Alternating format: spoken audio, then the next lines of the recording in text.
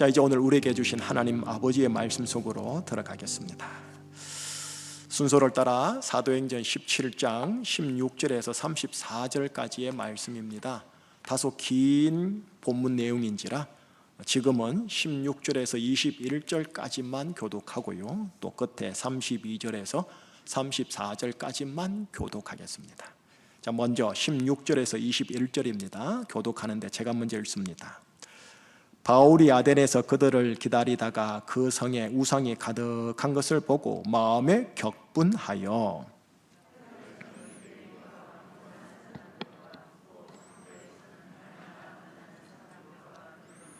어떤 에피쿠로스와 스토아 철학자들도 바울과 쟁론할세, 어떤 사람은 이르되 이 말쟁이가 무슨 말을 하고자 하느냐 하고, 어떤 사람은 이르되 이방 신들을 전하는 사람인가 보다 하니, 이는 바울이 예수와 부활을 전하기 때문이러라. 그를 붙들어 아레오바고로 가며 말하기를, 내가 말하는 이 새로운 가르침이 무엇인지 우리가 알 수 있겠느냐. 네가 어떤 이상한 것을 우리 귀에 들려주니 그 무슨 뜻인지 알고자 하노라 하니, 모든 아덴 사람과 거기서 나그네 된 외국인들이 가장 새로운 것을 말하고 듣는 것 이외에는 달리 시간을 쓰지 않음이더라. 아멘. 32절로 갈게요. 32절은 여러분들이 먼저 읽어주세요. 그들이 죽은 자의 부활을 듣고 어떤 사람은 조롱도 하고 어떤 사람은 이 일에 대하여 내 말을 다시 듣겠다 하니, 이에 바울이 그들 가운데서 떠나매 몇 사람이 그를 가까이 하여 믿으니 그 중에는 아레오바고 관리 디오누시오와 다말이라 하는 여자와 또 다른 사람들도 있었더라. 아멘. 하나님, 사도행전 17장의 말씀을 상고하고 함께 나누고자 합니다. 성령님의 조명하심 허락하여 주옵소서. 설교 제목을 따라 예루살렘과 아테네가 무슨 상관이 있단 말이란가, 이 예루살렘과 아테네의 상관관계 함께 상고하겠사오니 하나님 성령님을 통하여 정리하여 주시옵소서. 예수 그리스도 이름으로 기도합니다. 아멘. 오늘 첫 구절 16절에서 바울이 아덴에 이릅니다. 아덴, 표준말로는 아테네입니다. 고로 지금부터는 아테네라는 단어로 제가 바꾸어서 계속 사용하겠습니다. 아테네, 그 동네에는 철학이 있습니다. 그 동네에는 신화가 있습니다. 더불어 그 동네에는 자연과학이 있는데 그 중에 기하학, 말이 좀 어렵지요. 그리고 수학이 있습니다. 하여 당대의 철학과 인문학이 있고 당대의 자연과학이 있는 이 두 영역의 중심 바벨 도시가 로마가 아니고 아테네입니다. 이 도시에 바울이 이른 겁니다. 그리고 이 도시에서 바울이 어떤 내용을 전합니다. 우리는 그건 복음이라 하죠. 바울이 전한 내용 하나, 그리고 이 도시 출생의 시민들 속에 이미 뼈에 DNA에 녹아져 있는 내용 또 하나, 이 두 내용이 오늘 본문에서 마찰을 일으킵니다. 상충이 일어납니다. 이 본문을 오늘 함께 나누려고 합니다. 먼저요, 바울 선생님요, 바울이 이 아테네 도시에 가서 뭘 전했는지 우리는 압니다. 18절 하반절에 이렇게 기록이 되어 있어요. 바울이 예수와 부활을 전하기 때문이러라. 예수, 부활, 복음이죠. 예수님과 부활을 이 아테네 도시에서 전했습니다. 22절 이후로 바울의 설교가 쫙 기록해서 나오는데 다 볼 건 아니고 31절을 보면 이런 부연 설명이 있어요. 하나님께서 심판의 날을 작정하였다라는 것과 이 심판의 날을 위하여 예수님을 부활시켰다라는 내용이 나옵니다. 심판하실 예수님과 부활, 이 내용을 아테네에 전한 거예요. 자, 반면 아테네와 그 도시의 사람들을 한번 볼게요. 18절 상반절에 보면 설교 본론에서 이제 조금 상세히 설명할 사람들이 나옵니다. 에피쿠로스와 스토아 철학자들이라는 표현입니다. 에피쿠로스와 스토아 철학자들. 21절의 부연 설명으로 이래 되어 있습니다. 가장 새로운 것을 말하고 듣는 것 외에는 달리 시간을 쓰지 않음이라 라고요. 오늘날 이 시대의 평범한 사람들은 돈 버는 것 외에는 달리 시간을 쓰지 않음이라 할 수 있는데, 이때 이 아테네 사람들, 특별히 에피쿠로스와 스토아 철학자들은 새로운 것을 말하고 듣는 것 외에는 달리 시간을 쓴 사람이 아니었습니다. 아테네가 이런 도시입니다. 로마랑 조금 달라요. 바울이 이들에게 가서 뭘 전했느냐면 예수님, 부활, 심판을 전했는데 여기 17절, 18절에 이런 단어가 나와요. 변론하더라, 쟁론하더라. 변론과 쟁론이 일어난 거죠. 자, 결과를 먼저 얘기를 할게요. 결과는 31절에 나오는 한 단어입니다. 조롱. 바울이 조롱당한 겁니다. 그러나 하나님의 은혜입니다. 끝절 34절에 보면 몇 사람이 바울과 가까이 하여 예수와 부활을 믿습니다. 정리합니다. 이 본문 대부분은 조롱입니다. 그러나 감사한 것은 몇 극소수의 믿음이 있습니다. 조롱, 믿음. 오늘 본문 내용입니다. 자, 그러면 도대체 이 사람들이 왜 조롱을 했는가? 왜 사도 바울 선생님이 조롱당했는가? 제가 부연 설명을 철학과 관련해서 해드릴게요. 들어보면 아하, 그래서 조롱받았구나 느껴질 겁니다. 당대의 인문과학, 자연과학의 바벨 도시가 어디냐? 다시 말합니다. 로마가 아닙니다. 아테네입니다. 서양 철학은 그리스 철학이 시작입니다. 그리고 그리스 철학은 아테네 철학이 대표격입니다. 여러분, 아테네 철학을요, 크게요, 두 가지로 양분됩니다. 하나는 자연과 우주의 질서를 논하는, 파악하는 형이하학과 물리학이 있습니다. 형이학이라는 말은 어렵지만 물리학은 들어보셨죠? 동시에 자연이 아닌, 우주가 아닌 인간과 사회의 삶을 파악하는 형이상학과 철학, 인문학이 있습니다. 이 두 양대가 아테네 철학입니다. 이 두 가지에 대한 개략적인 이해가 있으면 오늘 본문을 입체적으로 이해가 되어집니다. 자, 그러면 짤막하게 그리고 평범한 우리들이 이해하기 쉽게 대략 철학을 설명해 볼게요. 먼저 형이하학과 물리 영역입니다. 여기서부터 시작이 되거든요. 그림 하나가 나올 겁니다. 이름하여 데모크리토스라는 사람인데 전혀 몰라도 상관없습니다. 이 인물이 순전히 사변의 힘으로, 철학의 힘으로 명제 하나, 지금 또 통하는 명제 하나를 만들었으니 그게 뭐냐? 세상 모든 삼라만상 우주 만물은 원자로 구성되어 있다입니다. 여러분, 2500년 전에 철학의 힘으로 만들어낸 이 명제가요, 지금 현재 21세기 최첨단 현대 물리학에서도 이게 자명한 고학 법칙입니다. 100년 전 20세기의 물리학은 이 원자를 밝혀냈어요. CHON, 우리나라 말로 탄소, 수소, 산소, 질소. 이 네 개의 원자가 삼라만상의 우주의 99%를 이룬다라는 게 물리학에서 발견이 되어졌어요. 자, 이제 예를 들게요. 지금 막 제가 들은 이 물컵과 물 있죠. 이거 CHON이 99%입니다. 그리고 이 물컵을 들고 있는 만물의 영장인 저요, 인간요. 인간도 CHON으로 99% 구성되어 있습니다. 그러니 2500년 전 데모크리토스가 뭘 받느냐 하면 컵이나 인간이나 똑같다. 원자로 구성되어 있으니 똑같다. 여러분, 지금 또 형이하학과 물리학 교수님들은 이게 진리라고 합니다. 예, 맞아요. 실제로 하나님이 창조하셨을 때 CHON 원자로 삼라만상을 구성하셨으니까요. 그런데 인간이라는 게 이 물리 영역의 진리로만 만족하지를 못하는 거예요. 자, 그래서 이제 오늘 본문에 에피크로스라는 인물이 등장하기 시작해요. 에피크로스, 이 데모크리토스의 철학을 탁 받아내는데 여기서 한 단계 업그레이드 시킵니다. 이렇게 해요.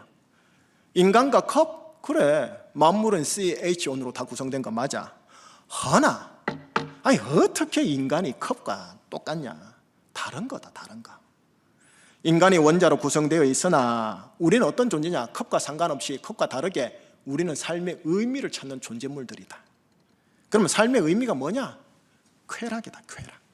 그래서 쾌락주의자가 나와요. 단 여기서 21세기 여러분들이 오해하지 말아야 됩니다. 여기서 쾌락주의의 쾌락은요, 무슨 말을 하냐, 이 말초 신경의 쾌락을 말하는 게 아니고요, 사회 공동체와 관계를 깨트리지 않는 범위의 건강한 자기 만족, 자기 보람, 자기 성취를 이때는 쾌락이라는 단어를 쓴 거예요. 지금이랑 다르죠? 그래서 이를 오늘날 용어로 바꿀 때는 쾌락이라는 단어가 너무나 부정적인 뉘앙스가 많다 보니까 행복이라는 단어로 차용해서 바꾸어서 지금도 사용하고 있어요. 모든 만물이 원자로 구성되어 있고 인간도 원자로 구성되어 우연히 이렇게 태어난 자의식체로서 우리의 인생, 쾌락 혹은 행복, 보람, 의미를 추구하면서 잘 살다가 다시 원자들의 세계인 우주로 돌아가야 하지 않겠느냐. 이게 에피쿠로스 학파들의 내용이에요. 원자 구성체인 인간의 존재 의미가 뭐냐? 살아야 할 의미가 뭐냐? 행복이다. 보람이다. 여러분, 이 에피쿠로스의 핵심 철학이요, 지금 또 인문학에서는 통합니다. 아마 여러분들 관심 있는 분들은 인문학 강의나 세미나를 들으면서 인간의 삶의 행복, 인간의 삶의 의미, 뭐 이런 강의 한번 종종 들어보신 분들 있지 않습니까? 자, 바로 이 에피쿠로스 이 지점에서부터요, 이제 철학과 인문학이 깊어지기 시작합니다. 뭐 이런 것들이죠. 모든 우주와 만물과 이 나라는 존재물은 다 하나다. 자연과 나도 하나다. 동양 철학도 이제 여기서 시작되는 거예요, 여러분. 인간이 우주로부터 와서 우주 속에 살다가 다시 우주로 되돌아가는 것이다. 사람이 자연에서 와서 자연 속에 살다 자연으로 돌아가는 것이다. 동양 철학이에요. 노장 사상이죠. 우주라는 영원과 영겁의 바다 속에서 파도의 한 거품에 불과한 인간, 나라는 존재는 그럼 어떻게 살다가 어떻게 돌아갈 것인가? 이게 철학이에요, 여러분. 이게 인문학이에요. 이런 질문이 발생하면서 여러분들이 아는 고등 종교들과 신비주의와 누에이지 사상들이 이제 나오기 시작하는 거예요. 연장선상에서 당대에 나온 또 다른 유명한 학파가 하나가 있으니 바로 오늘 본문 두 번째 스토아 학파예요. 제논이라는 철학자가 스토아 도시에서 세운 학파라 해서 스토아 철학이라고 그래요. 이 학파의 핵심 특징이 뭐냐? 한마디로 윤리학이에요. 윤리학. 원자로 구성된 우주에는 우주의 숨결이 가득한데 그 숨결에 의하여 우주의 질서와 조화와 아름다움을 지니게 된 것이다. 여기서 잠시요. 숨결이라고 번역된 이 헬라어가 푸뉴마인데 푸뉴마가 성경 용어로 뭐냐면 영이에요. 성령도 푸뉴마, 인간의 영도 푸뉴마라고 그래요. 근데 이걸 고대 그리스 철학에서는 뭐라 번역했다고요? 숨결. 21세기 물리학은 이 푸뉴마를 숨결로 번역하지 않고 뭐라 번역하냐면 법칙이라고 번역해요. 만류인력 법칙, 상대성 법칙, 연력학 제2법칙 등등등 이렇게 해요. 에너지 보존의 법칙 이렇게 해요. 우주의 질서와 조화와 아름다움을 지니게 하는 그리고 존속하게 하는 법칙이 있다라는 거죠.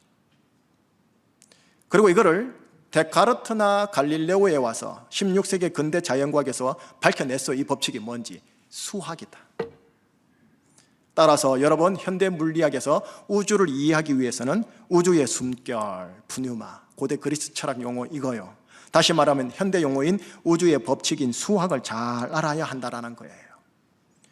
현대 우주 물리학을 배우려면요 수학을 정확하게 알아야 되는데 함수요 x, y, z라는 1차, 2차, 3차 방정식과 미분, 적분을 배워야 돼요.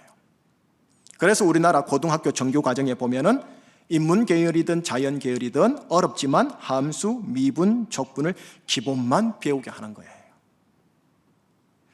그런데 스토아는요 이 물리학 영역 형이학을 언급하는 학문이 아니고요 인간, 삶, 인문학 그 중에 윤리학을 강조하는 학파로서 어떻게 말하느냐 이렇게 말하는 거예요. 우주의 질서, 조화, 아름다움처럼 우주와 같은 원자로 구성된 인간도 질서와 조화와 아름다움을 지녀야 한다는 거예요. 인간 신체상으로는 이 질서, 조화, 아름다움이 남성의 육체의 미와 여성의 비너스상으로 나와야 된다는 거예요. 그래서 그네들이 이렇게 막 조각상 보면 이렇잖아요. 그죠? 또 하나 인간의 신체상만이 아니고 인간의 정신과 인격상으로도 질서, 조화, 아름다움이 고결한 인간으로 나와야 한다는 거예요. 그럼 어떻게 하면 고결한 인간으로 나올 수 있느냐? 찾은 거예요. 그게 도덕이에요. 근데 이 도덕을 헬라어로 보면 뭐냐? 로고스예요. 로고스 들어보셨어요? 성경상 용어로 이게 요한복음 1장에 등장하는 말씀으로 번역한 단어예요. 인간이 이 도덕인 로고스를 잘 따라가면 도덕적 인간이 형성된다는 거예요. 도덕적 인간이 형성되는 것뿐만이 아니고요, 또 하나의 축복이 있는데 뭐냐? 자기 안에 내적 평정, 아파테이아가 잘 세워진다는 거예요. 이 내적 평정을 기본 수준 이상으로 딱 가지게 되면 어떻게 되느냐? 고난, 아픔, 절망, 심지어 죽음 앞에서도 내적 평정으로 어연하게 운명을 받아낸다는 거예요. 이런 인간이 되게 하자. 이게 스토아파예요. 이런 스토아파는 인간상이 있어요. 뭐냐? 점잖은 인간, 괜찮은 인간, 절제되고 용기 있고 굳은 의지를 지닌 인간, 죽음과 재앙과 위기 앞에서도 내면이 흔들리지 않는 인간, 남자, 여자. 이런 인간 이해와 인간상은 지금 21세기 무신론적 휴머니즘과 철학과 인문학에서도 통해요. 그죠? 실제로 철학을 하신 분들이나 인문학을 하신 분들 가운데 보면은 이 도덕적 질서가 잘 잡혀 있어가지고 예수 믿는 자들보다 고결하고 흠이 없고 매너 있고 엣지 있고 멋있는 사람들 많아요. 그분들이 기독교 보면 아이고 이러지요. 기독교인들 보면서, 목사들 보면서 아이고 이러지요. 자, 여기까지가 제가 최대한 쉽게 에피쿠로스, 그 다음 스토아를 최대한 쉽게 설명해 드린 거예요. 이제 서서히 본문으로 이제 끌고 가볼게요. 그리스 아테네 철학자들, 2500년 이 철학자들이요, 자연과학과 물리학 그리고 인문학과 철학의 큰 밑그림을 여러분 지금까지 통할 정도로 제대로 그려놓은 거예요. 그러다가 16세기에 딱 오면서 데카르트, 뉴턴, 갈릴레오가 있었던 그 근대에서 21세기까지 이 큰 밑그림을 수정하지도 않고요, 어떻게 하느냐? 물리학과 자연과학과 철학과 인문학을 색칠한 거예요. 수정하지 않고요. 그러니 지금 제가 여러분과 함께 나눌 수 있는 게 뭐냐면, 오늘 본문에 기록되어 있는 고대의 이 아테네는요, 오늘날 21세기 이 시대에도 여전히 살아있어요. 특별히 물리 과학 영역과 인문 철학 영역에서 이 아테네는 교회 용어로 말하면 여리고 성 같은 견고한 진으로 두 영역을 꽉 잡고 있는 공중권세 잡은 자예요. 이 아테네는요, 기독교 고유 용어잖아요. 복음 용어, 영, 성령, 푸뉴마. 이 단어를 지금 먼저 몇백 년 전에 선점했죠. 또 말씀이라고 번역되는 로고스, 이 단어까지 먼저 선점한 상태죠. 그러니 기독교 복음 진리가 시대상 그리스 아테네 철학보다 후발주자로 출발했기 때문에 아테네 사람들에게 푸뉴마, 로고스라고 말하면서 예수님 이야기 해봐야 이 복음 전파가 여간 어려운 게 아닌 거예요. 마치 비유로 들게요. 이미 마을이 있는 곳에 교회가 들어가서 개척하려고 해봐요. 되게 어렵죠. 후발주자라. 그러나 마을이 계획이 되어 있는데, 지역단체로 개발되어 있는데 아직 마을이 없고 먼저 교회가 세워지면 어때요? 쉽죠? 같은 이치예요. 후발주자의 복음이에요. 그래서 32절에서 조롱을 하는 거예요. 조롱을. 또 우주의 구성 요소인 원자에서 인간이 나왔고 다시 원자가 되어 우주로 되돌아가는 거고 자연으로 되돌아가는 거고 동양처럼 말하면 하늘로 되돌아가는 건데 무슨 부활이 있냐고. 또 우주는 영원한 건데 영겁인데 무슨 불심판이 있냐고 조롱하는 거예요. 지금도 이래요. 지금도요. 이 두 영역에 있어서는요. 여러분, 아테네와 아테네 세계 속에서 여러분 예수, 부활, 심판이라는 복음의 내용을 전해봐야 대체적으로 조롱의 대상이에요. 그런데 감사한 게 뭐냐면 오늘 본문 끝절 32절에 보면 조롱 속에서도 예수를 믿고 바울을 가까이 한 소수의 진짜배기들이 있었다는 거예요. 아레오바고 관리 디오누시오와 다마리라는 여자와 또 다른 사람들이 있었더라. 자, 디오누시오 이 단어랑 그 다음 다마리 이 단어를 오늘 기억하면서 이제 나가야 될 것 같아요. 여러분 디오누시오와 다말이 이 두 사람은 본문 이 한 구절 외에 알려진 바가 없어요. 교회 성경 안에요. 그러나 여러분 실명이 언급되었다라는 것은 이 이름을 후대 그리스도인들에게 기억해 다오, 알아봐 거라 라는 중요한 의미가 있는 사람들이에요. 이 소수의 두 그리스도인들이, 그리고 몇 그리스도인들이 누구냐? 바로 오늘날 21세기 아테네 시대 속에 살아가는 그리스도인들, 우리들을 예표하며 대표하는 자들이에요. 그러니 이분들을 확인하고 찾아보고 이분의 삶을 보면서 아하, 우리가 21세기 아테네 속에서 이렇게 살아야 되는 거구나 하고 하나님이 암시해 주네 찾고 축복받고 나가시는 거예요. 자, 그러면 디오누시오 이 분부터 볼게요. 디오누시오, 이 이름은 뜻이 있어요. 디오니소스라는 신에게 헌신된 자, 제가 일부러 디오니소스라는 단어에 노란색으로 했어요. 좀 기억하시 보시라고. 디오니소스, 헬라어라는 단어인데, 헬라인데요, 이걸 라틴어 로마로로 바꾸면 뭐냐면 여러분들이 아는 단어예요. 바카스. 바카스 들어보셨죠? 바카스. 예, 이 바카스는 술의 신이에요. 포도주의 신이에요. 그럼 디오누시오가 누구냐면 바카스라는 술의 신에게 헌신된 자였다라는 뜻이에요. 자, 그러면 잠시 디오니소스를 얘기 좀 해볼게요. 먼저 그림 하나를 보시면 그거요. 우리가 가끔씩 마시는 작은 병의 그 이름? 네, 맞아요. 그거 똑같은 거예요. 뭐 동아제약은 이걸로 그냥 대박 쳤잖아요, 지금까지. 또 하나 그림요. 요즘 전 세계적으로 인기 최고인 가수 그룹이죠. BTS, 방탄소년단의 곡 2019년도 대중문화로 따지면 옛날 겁니다. 2019년이 옛날이에요. 2019년에 나온 곡 이름이 디오니소스예요. 이거 뭐 나왔을 때 센세이션이었죠. 가사를 보시면 술, 예술의 유사점을 이용해가지고 본인들의 이 대중문화 예술의 창작의 고통을 시적으로 가사화했고요. 거기다가 빠른 템포로 입혀가지고 젊은이들이, 다음 세대들이 쫙쫙 흡입하게 한 게 느껴져요. 하나 더요. 명품 브랜드 구찌요. 구찌에서 나온 백, 저 백 지금 보이는 저 사진 그대로예요. 저 백 이름이 디오니소스예요. 여러분 디오니소스 구찌 가게 가가지고 스몰 숄더 백 내추럴 컬러 파이톤 주세요 하면 저거 줘요. 저거 얼마 안 해요? 560만 원. 뭐 그 정도야 뭐, 그죠?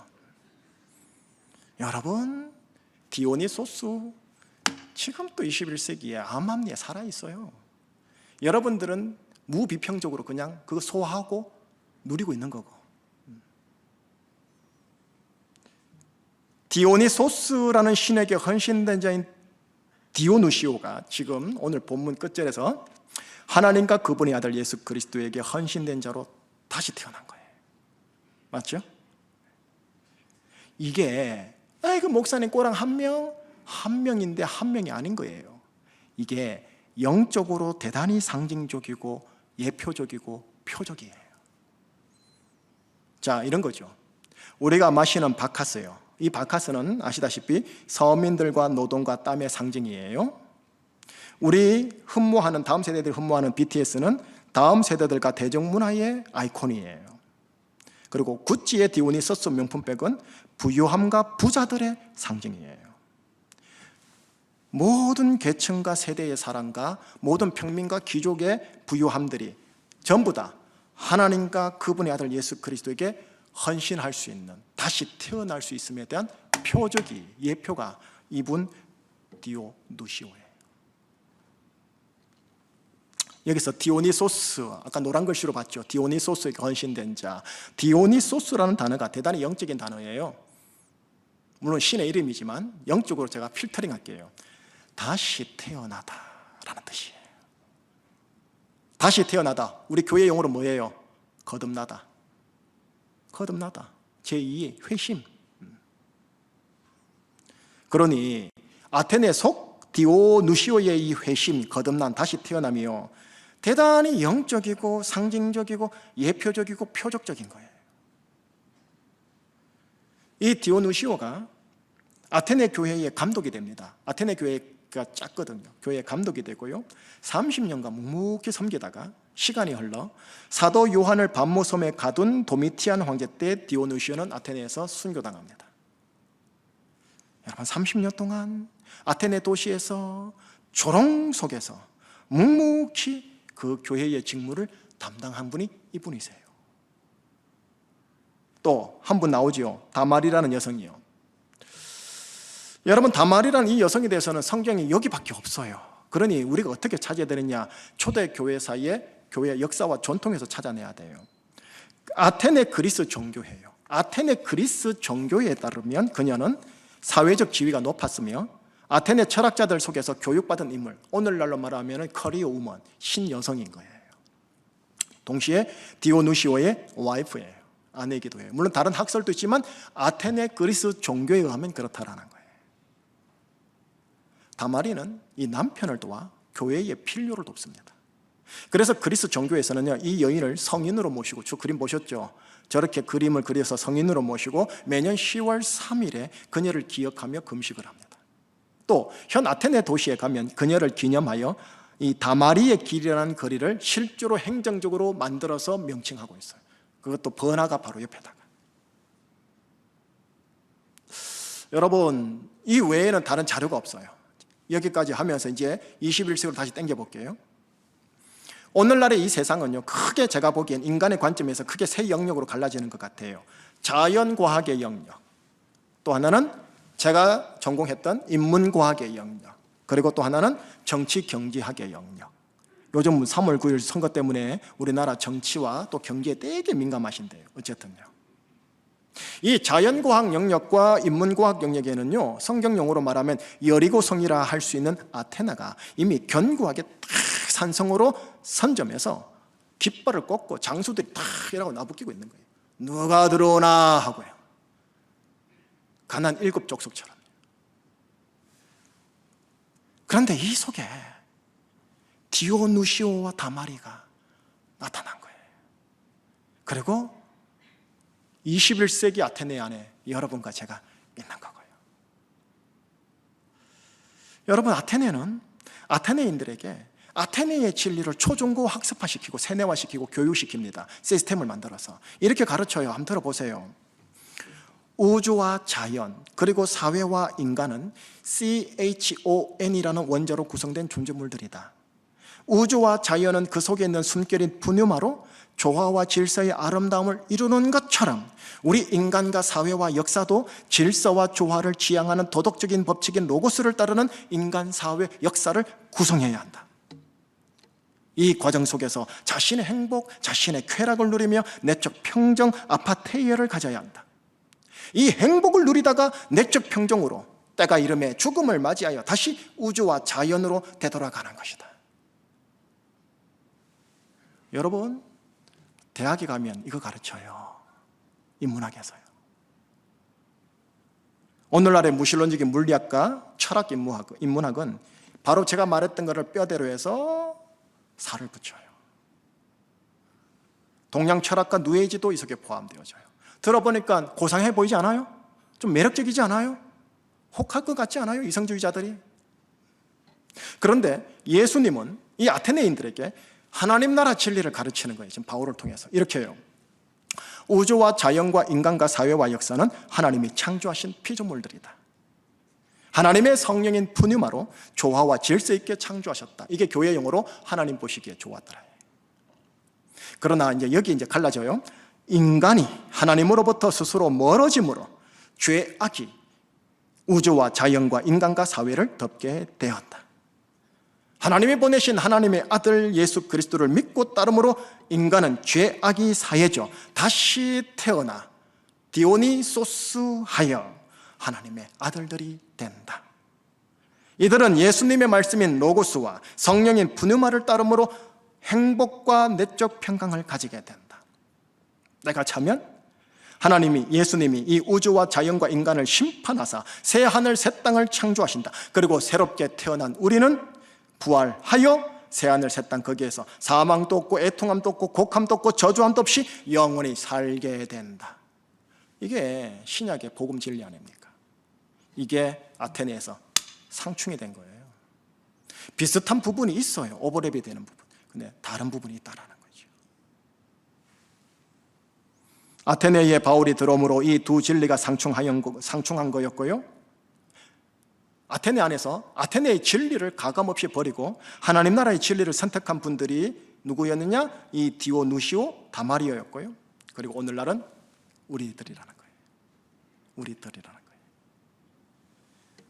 우리 입장에서 보면 하나님 나라의 진리만이 진리고 아테네의 진리는 진리가 아니고 진리의 파편을 어느 정도는 담고 있는 그냥 가상현실인 거죠.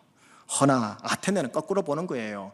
본인들이 진리다라고 보는 거고, 그래서 하나님 나라 진리를 그들은 우리를 조롱해요. 왜?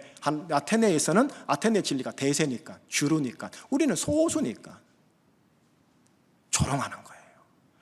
허나 그리스도인 우리들은 이 아테네를 조롱해서는 안 됩니다. 왜? 조롱은 하나님의 뜻이 아니니까요. 설교를 서서히 마무리하면서 메시지로 들어갈게요. 초대 기독교 리더 중에 유명한 한 분 계세요. 터툴리안이라는 분이 계시는데 그분이 유명한 말을 합니다. 예루살렘과 아테네가 무슨 상관이 있단 말인가? 여러분, 이 예루살렘은 상징입니다. 신앙, 믿음, 예수, 하나님 나라를 상징해요. 반면에 이 아테네는 철학, 우주, 이 땅의 로마 바벨 제국을 상징해요. 이 두 도시는 정말로 상관이 없는 것 같아요. 그러나 조금 더 짚어봅시다. 예루살렘의 왕이신 예수님이 아테네라는 로마 바벨 제국 동쪽 경계 지역의 성육신하사 이들과 함께 먹고 마시면서 어떻게 했느냐? 쟁론하고 변론한 게 아니에요. 예루살렘의 진리를 몸소 보여줘요. 동시에 초대교회의 시기 300년 동안 예루살렘 출신의 초대 기독교 신자들은 아테네와 로마에서 점점 스며들어 로마 바벨 제국이라는 짐승을 무력화시키고 이 로마 제국을 다시 태어나게 해요. 헬라어로 말할게요. 디오니소스 시켜버려요. 구찌 560만 원짜리 백을 들고 다니는 로마의 귀족들이 복음으로 디오니소스 돼버리고요. 바카스를 마시면서 노동과 땀을 흘려했던 평민들과 노예들이 복음으로 디오니소스 돼버리고요. 로마의 다음 세대와 그 다음 세대와 대중문화과 예술이 디오니소스가 돼요. 마침내 AD 313년이 지나 로마 바벨 짐승이 어떻게 되느냐? 디오니소스 돼버려요. 다시 태어나요. 300년간의 조롱 속에서 예수님의 말씀 로고스를 따르고 예수님의 영 푸누마를 따름으로 조롱 속에서도 행복과 내적 평강을 유지하였고 마침내 로마 제국 다는 아니죠. 로마 제국 그냥 전반적으로 디오니소스 다시 태어나게 되었으니 이 디오니소스의 시작점이 누구였느냐? 오늘 본문 한 사람 디오누시오예요. 그러니 한 사람이 아닌 거죠. 사과 씨앗을 무시하렵니까? 심으면 사과가 수백 개가 열리는데 표적이죠. 예표죠. 하나님은 이걸 본 거죠. 이제 메시지 전합니다. 여러분과 제가 디오누시오이시기를 축복해요. 디오누시오. 이 단어 붙잡고 가십시다. 디오누시오. 매일 매순간 매 인생 사건들을 통해 계속하여 예수님 형상으로 다시 태어나는 디오누시오 뜻이 있겠죠. 디오니소스에게 헌신된 자, 디오니소스는 다시 태어나다 다시 태어난 것에 헌신된 자, 예수님의 형상으로 다시 태어난 일에 헌신된 디오누시오가 되어달라는 거예요. 여러분의 가족과 지인들이 다는 아니겠지만 전반적으로 다시 태어나게 하는 시작점으로서의 디오누시오. 바울이 떠난 아테네에서 끝까지 있으면서 조롱 속에서도 감독의 직무를 묵묵히 담당한 디오누시오. 이 남편 뒷바라지를 해주고 교회의 필요를 섬긴 다마리. 남편 보고 그래 살아서 이 아테네에서 살겠냐고, 돈 받겠냐고, 부자 되겠냐고, 조롱이나 당하고 어이구 무능한 내 남편 이러지 않고요. 뒷바라지 해주고 교회의 필요를 섬긴 다말이에요. 아테네와 나랑 무슨 상관이 있단 말인가 말하며 아테네를 향하여 등을 돌리거나 아테네 진리를 조롱하지 않고, 맞받아져서 니도 조롱했지 나도 조롱한다 조롱하지 않고 아테네 진리를 이해하면서, 왜? 초중고를 거기서 나왔거든요. 아테네 진리를 이해하면서도 어떻게 하느냐, 하나님 나라 진리를 논쟁과 변론하지 않고 몸소 보여주려고 했던 디오누시오, 그리고 그 안에 다마리, 초대교회 크리스천의 샘플이에요. 이런 디오누시오와 다마리이시기를 축복하는 거예요. 한국교회 크리스천들이 한국 사회에서 이렇게만 된다면 다음 세대 잡아낼 텐데.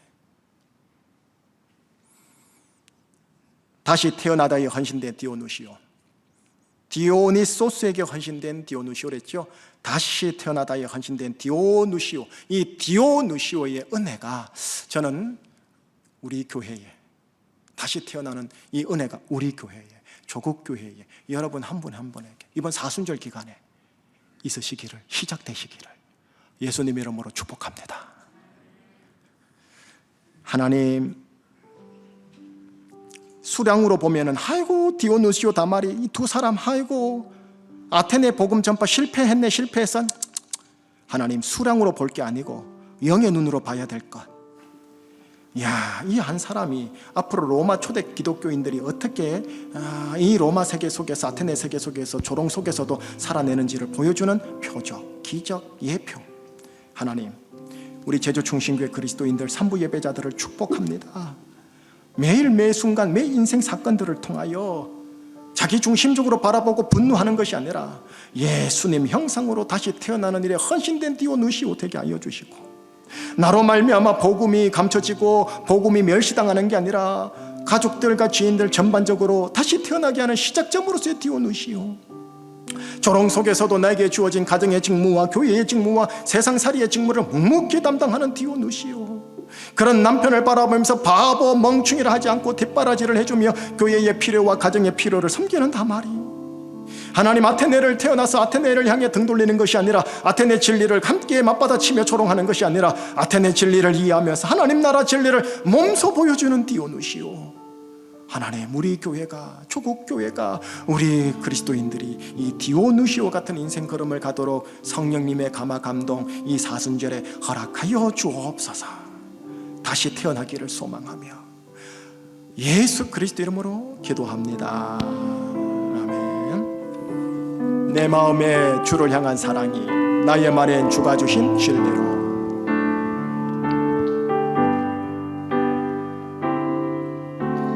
내 마음에 주를 향한 사랑이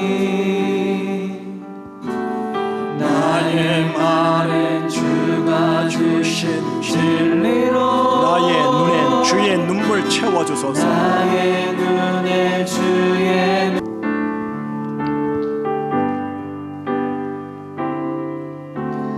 내 마음 찬양의 향기가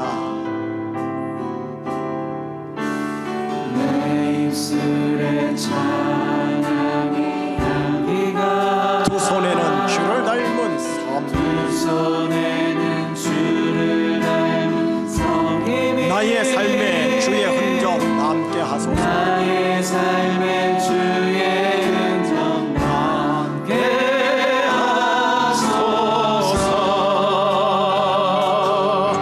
하나님의 사랑이 영원히 함께하리. 하나님의 사랑이 영원히 함께하리. 십자가의 길을 걷는 자에게, 순교자의 삶을 사는 이에게 자의 삶을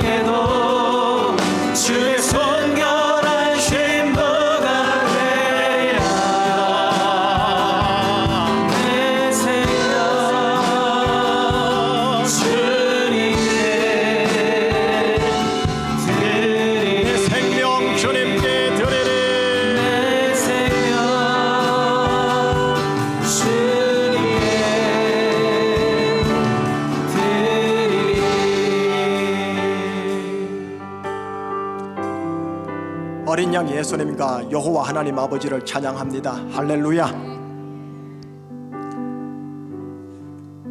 정확하게 2000년 전 3월 첫째 주 예배 때 사순절을 시작했고요. 사순절 시작할 때 비대면 예배로 들어가서 코로나에 이렇게 확 움직였거든요.